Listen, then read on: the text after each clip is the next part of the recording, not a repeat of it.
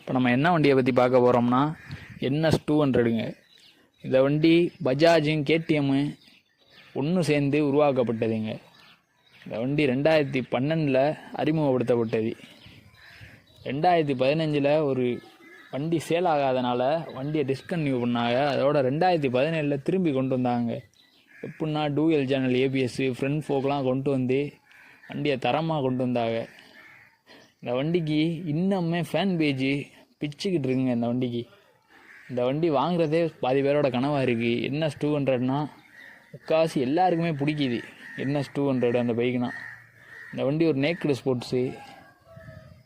இந்த வண்டியோட கடைசியாக 2019 BS6 அப்படியே கொண்டு வராங்க.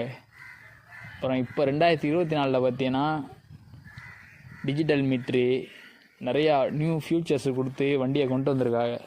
இன்னுமே இந்த வண்டியோட ஃபேன் பேஜ் குறையாம தான் இருக்குன்னா பார்த்துக்கிறீங்களேன். உங்களுக்கு NS 200 பிடிச்சிச்சின்னா அப்படியே கமெண்ட் பாக்ஸில் பல்சர்னு போடுங்க. எவ்வளோ பேருக்கு NS 200 பிடிச்சிருக்குன்னு பார்ப்போம். அப்படியே இன்னும் இந்த பைக் சம்மந்தப்பட்டமான வீடியோ பார்க்கணுன்னா நம்ம சேனலை லைக் பண்ணுங்கள், ஷேர் பண்ணுங்கள், அப்படியே சப்ஸ்கிரைப் பண்ணுங்கள் கைஸ்.